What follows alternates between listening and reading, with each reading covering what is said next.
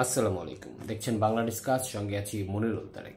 ভারত পাকিস্তানের মধ্যে যুদ্ধ ভয়ঙ্কর দিকে যাচ্ছে, তাদের পাল্টি হামলা সেটা ক্রমাগত রয়েছে। আমি যখন কথা বলছি আজ শনিবার সকালে, গতকাল মধ্যরাত থেকে আজ সকাল পর্যন্ত প্রথমে ভারত পাকিস্তানের উপর হামলা চালিয়েছে, পরবর্তীতে সেটার জবাব দিয়েছে পাকিস্তানও। গণমাধ্যম বলছে পাকিস্তানের বিমান বাহিনীর 3টি ঘাঁটি লক্ষ্য করে শুক্রবার মধ্যরাতে মিসাইল হামলা চালিয়েছে ভারত।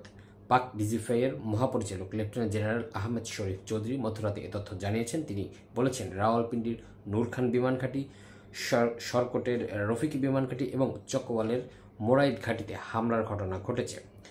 আল জাজিরিয়া জানিয়েছে, নিজেদের অত্যন্ত গুরুত্বপূর্ণ নূর খান ঘাঁটির হামলা প্রতিহত করার দাবি করেছে পাকিস্তান, অর্থাৎ সেটার উপর যে হামলা হয়েছে সেটি তারা ঠেকাতে পেরেছে। সংবাদ মাধ্যমটি বলেছে, স্থানীয় সময় রাত 2:30টার দিকে রাওয়ালপিন্ডি এবং ইসলামাবাদে বিশাল বিস্ফোরণের শব্দ শোনা যায়। ওই সময় নূর খান ঘাঁটিতে ব্যালিস্টিক মিসাইল ছোড়া হয়, যা প্রতিহত করা হচ্ছিল বলে দেশটির নিরাপত্তা সূত্র জানিয়েছে। এখন পাকিস্তান সে কি বসে আছে? না, সেও পাল্টা হামলা চালিয়েছে এবং আরও বেশি, অর্থাৎ ভারত যে 3টা ঘাঁটিতে হামলা চালিয়েছে তার চেয়ে আরও বেশি ক্ষতি করার জন্য ভারতের উপর পাল্টা হামলা চালিয়েছে এবং সেটার একটি নামও দিয়েছে। ভারতের গুরুত্বপূর্ণ কয়েকটি সামরিক স্থাপনায় পাল্টা হামলা চালানোর কথা জানিয়েছে পাকিস্তান। 3 বিমান ঘাঁটিতে হামলার পাল্টা জবাবে এই হামলা চালানো হয়েছে বলে জানিয়েছে দেশটির সরকার। পাকিস্তান এই পাল্টা হামলার নাম দিয়েছে অপারেশন বুনইয়ান উন মারসুস, অর্থাৎ ভারত যে একটা নাম দিয়েছিল না, যে অপারেশন সিন্দুর, সেটার পাল্টা জবাবে পাকিস্তানের অপারেশনের নাম হচ্ছে অপারেশন বুনইয়ান উন মারসুস। একটু কটকটা নাম।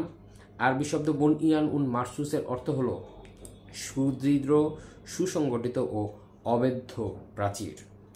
শনিবার পাকিস্তানের 3 বিমান ঘাঁটিতে ভারতের ক্ষেপণাস্ত্র হামলার কথা উল্লেখ করে পাকিস্তানের ফেডারেল সরকার ওই বিবৃতিতে জানায়, ভারত আমাদের দেশ, জনগণ ও সার্বভৌমত্বের উপর হামলা চালিয়েছে, তাই আমরা এই জবাব দিয়েছি। আল জাজিরার সংবাদদাতা ওসামা বিন জাভেদ পাকিস্তানের সামরিক বাহিনীর বরাতে সামাজিক যোগাযোগ মাধ্যম এক্সে আজ লেখেন, ভারতের কয়েকটি লক্ষ্যবস্তুতে হামলা চালিয়েছে পাকিস্তান। আজ ফজরের নামাজের পরপর পাকিস্তান এসব হামলা চালায়।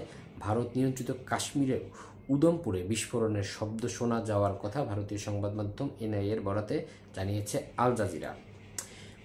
পাল্টা হামলা চলছে, কার কি লাভ ক্ষতি হচ্ছে সেটা জানি না, তবে সাধারণ মানুষ কিংবা সাধারণ যারা সৈন্য আছে তারাও তো সাধারণ পরিবার থেকে এসেছে, তারা তো সাধারণ মানুষ, তো তারা ক্ষতিগ্রস্ত হচ্ছে। কিন্তু এসব যুদ্ধের বা হামলার যারা সিদ্ধান্তদাতা, যারা এই পাল্টার সিদ্ধান্ত দিচ্ছে, নির্দেশনা দিচ্ছে, সেই সরকার প্রধান বলি বা সেনাবাহিনীর যে উচ্চ পর্যায়ে যারা আছে, তারা কিন্তু কোনো ক্ষতিগ্রস্ত হচ্ছে বা তাদের পরিবার এর কোনো ফল ভোগ করছে তা না। মারা গেলে সাধারণ সৈন্য মারা যাচ্ছে, আহত হলে সাধারণ সৈন্য হচ্ছে এবং ফলটা ভোগ করবে সেই সৈন্য এবং তার পরিবার। এই ফলভোগের একটা খবর এসেছে যে কাশ্মীরের নিয়ন্ত্রণ রেখায় গত বৃহস্পতিবার রাতে পাকিস্তানের ভারী গোলাবর্ষণ ও গোলাগুলিতে এক ভারতীয় সেনা সদস্য নিহত হয়েছেন। ওই সেনা সদস্যের নাম এম মুরলী নায়েক। তিনি অন্ধ্রপ্রদেশের শ্রী সত্যসাই জেলার বাসিন্দা। বৃহস্পতিবার তিনি আহত হয়েছিলেন, গতকাল শুক্রবার তিনি মারা গেছেন। এটা গণমাধ্যমে এসেছে আজ সকালে, শনিবার সকালে।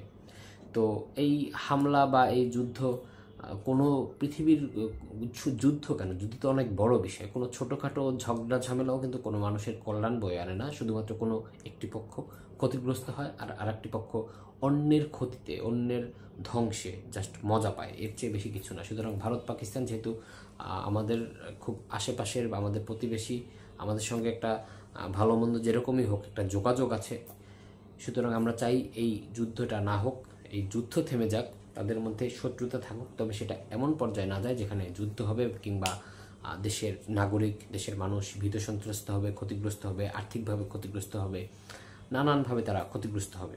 এই যুদ্ধ থেমে যাক, সেই প্রত্যাশা থাকবে।